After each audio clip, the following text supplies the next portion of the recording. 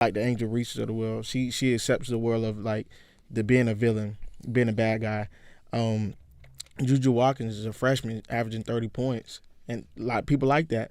I'm a UConn fan, and I like Paige Beckers. She plays good ball too. So as the time goes on, I think the girls game will continue to grow and putting out a better product than the boys because it's one and done with the boys. Well, I was going to say, like, if you look at it, the fact that these girls really don't have a viable option to leave makes this like in the last 20 plus years, could you ever have a men's scenario where you're going to have the equivalent of Caitlin Clark and Angel Reese play in a final and then both come back the next year? Like any men's player is gone. Yeah. They're in the draft and see you later.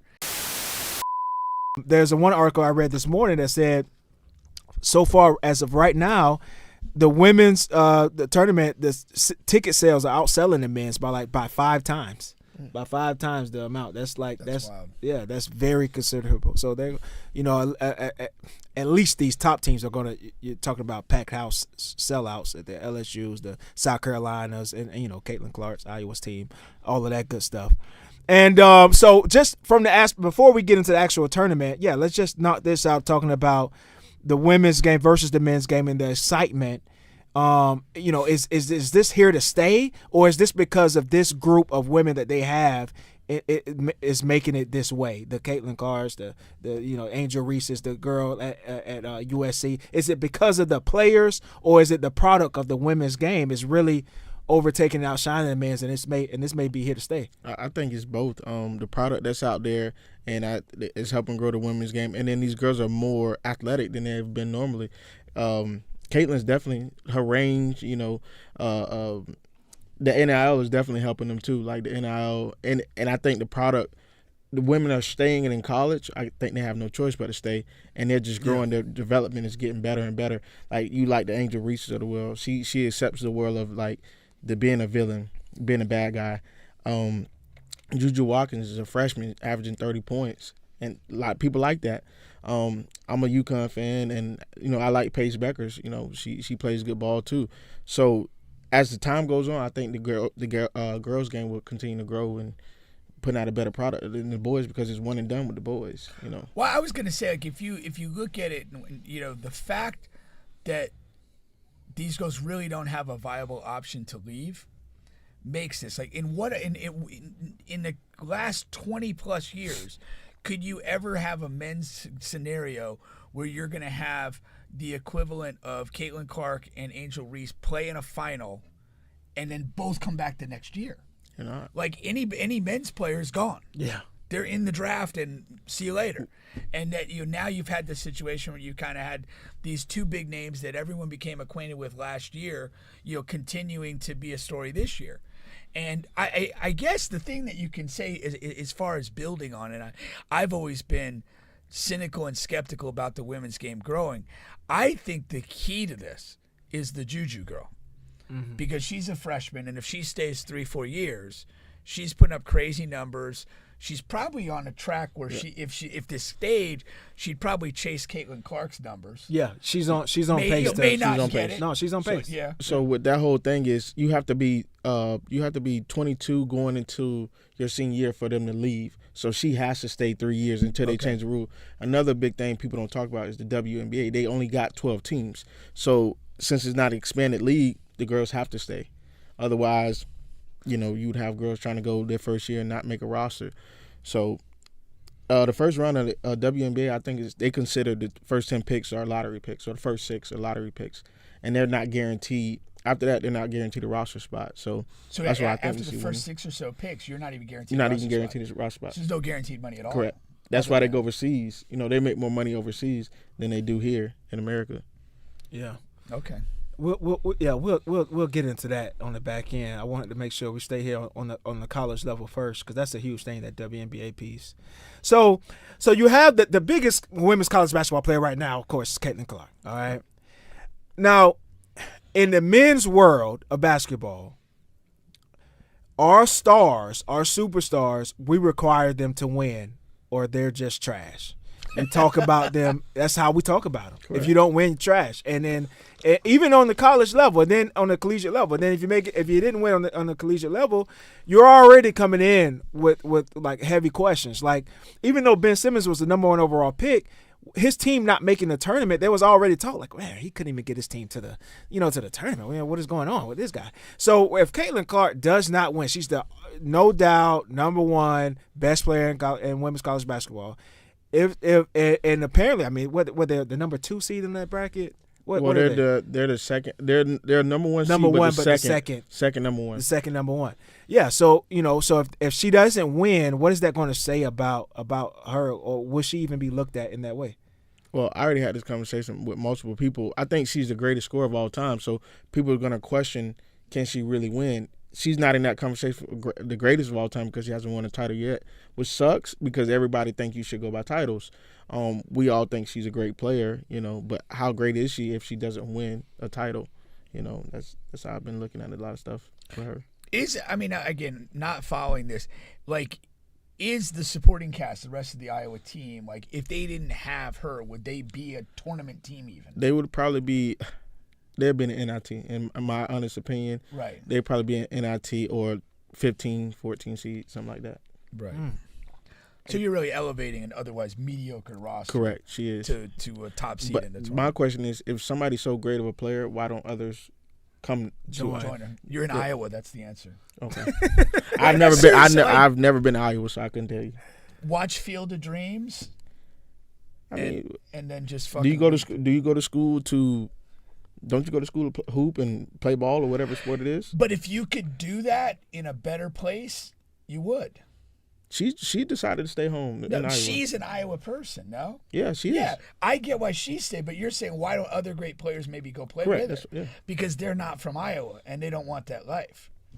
Like, you could go to other places and just have a better quality of life. Well, Connecticut is not much better, from my understanding. Well, that's low-key. That's funny because when I was talking earlier about the Jim Calhoun era on the men's side of Connecticut basketball, my sister went to UConn. And I was in college at Florida State, and I went up to visit my sister at UConn. And I could not believe how utterly boring that campus was. But you're thinking, you're like, how did Jim Calhoun convince Ray Allen from South Carolina, Emeka Okafor from Texas, Khalid El-Amin from Minnesota, Kevin Ollie from L.A., Danielle Marshall from Seattle, Rip Hamilton from Pennsylvania to come there and play? Kemba Walker out of New York City. That is an underrated miracle that he built that program from nothing because there was no heritage there.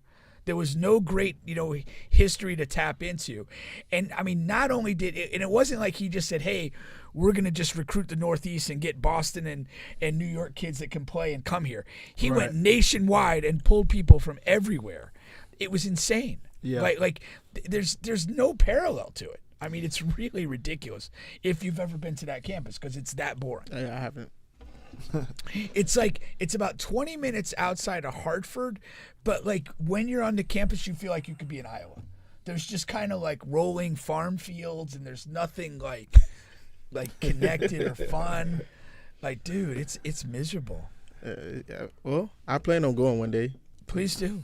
To what, the UConn campus? Yeah. Maybe get out of Florida. Get out of Florida. Yeah. So what else we got here? We have South Carolina, who is the number 1 overall seed. Are they the heavy favorites? Yep. They're undefeated. They're 32-0 right now. Yeah, well, they almost lost. I mean, they probably should have lost. Yeah. I was watching that game. So it's 2 games I watched. But it's about winning, Bubba. I mean, about winning. Yeah, but I mean, almost don't count unless it's nuclear bombs and hand grenades. I was at the airport. That was an egregious last play. That's funny. But so.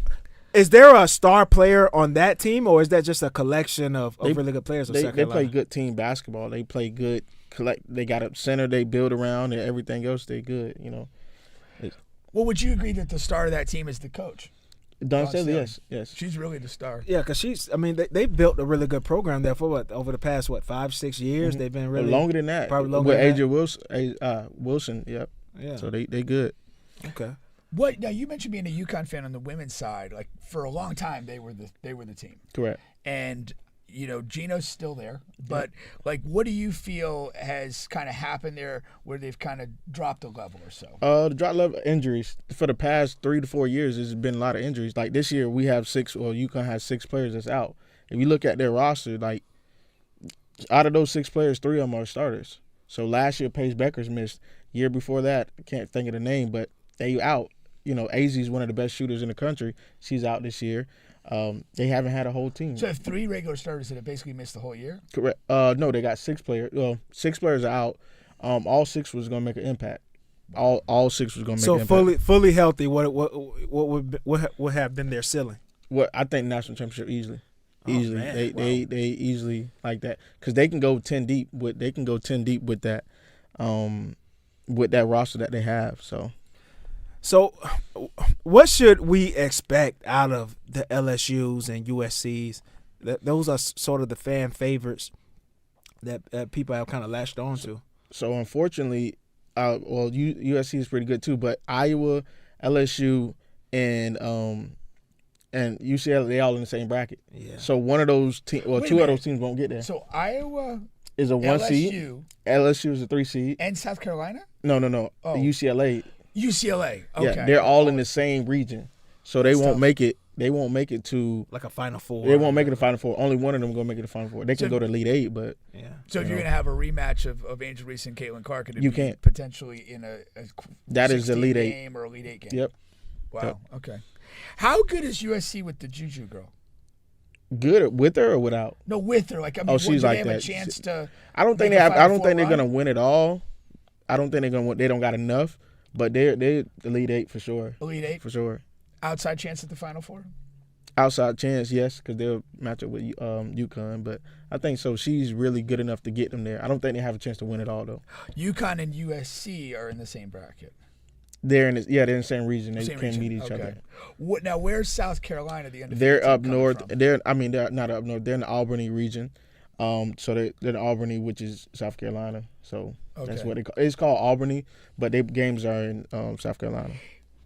I know they recently almost lost a game, but if you had to give us 2 or 3 teams that you think could really get South Carolina in the right circumstance, who would Right, they be? UCLA. I think UCLA can get them. Stanford because they got 2 bigs. They already demolished UConn. I'm a UConn. I think UCLA and Stanford give them the best chance. So none of the other LSU, teams with a big LSU, name. LSU. I think LSU too. LSU.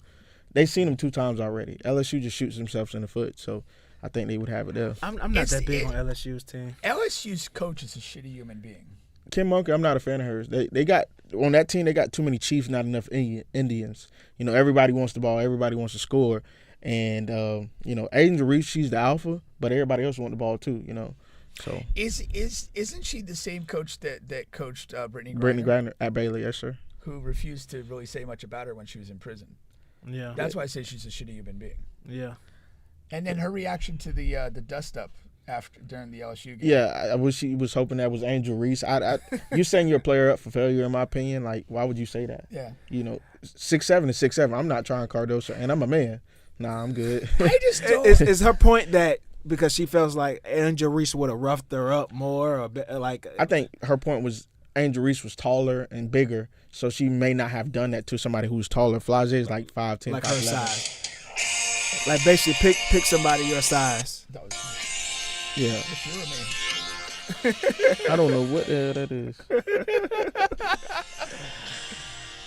Oh, all right. Sorry about that. Hey, at least it wasn't your Pornhub account. Oh Would man. have been a little livelier. Yeah, sorry about that. Don't have no country song. But yeah, Kim Monk. Yeah, I mean, I think she's not a coach. She's a good coach, but some of her antics it doesn't do it for me. Yeah. She falls into the same category as Pat Summitt, who I once railed against. I saw a documentary of Tennessee coach Pat Summitt, and the Blindside guy, Michael Orr, actually tweeted me back. Oh yeah. Yeah, because I said something about, I think I said that she looked like an ugly dude or something, and he was like, hey, that's not cool. But it was cool because it was true. But Pat's dead. That's Yeah. okay too. Oh, I mean, okay. Okay. But what I'm saying is, in the context of those 2 particular people, I don't think either one was like a good person, and I don't understand how players keep going to those teams. The same And reason playing people for kept those going to Bobby coaches. Knight. But eventually it dried up. Like he stopped getting good players. And that's why, I mean, like in Indiana, he couldn't get high level guys to go to Indiana. And it's like I felt like Tennessee, as long as Pat Summitt was there, they kept getting high level players. And Mulkey seems to just go strength to strength, even though you're a turd. I just don't get that. Well, Louisiana's a great place to be, especially if you're a college student. Yeah. Um, Better than Iowa, ain't it? Huh? Better than Iowa. I've never been there. I want to go to Bourbon. Yeah, down there too. That's an Man, experience. I thought you would have been to all these places. No, I with the don't go. recruiting I mean, trail. I had the opportunity, but I just Yeah. decided to go. But also, when you go in recruiting, they tell you stuff that you want to hear, especially if you college kid going to this, going to that. Oh, yeah, And for sure. hey, we can offer you this, we can offer you that. So Yeah. Yeah. Kobe says that destination comes second to playing time in recruitment. Number one is, am I going to play? Number two is this a shithole? well, I mean that is true, but also you got to look at now that how much money I'm getting.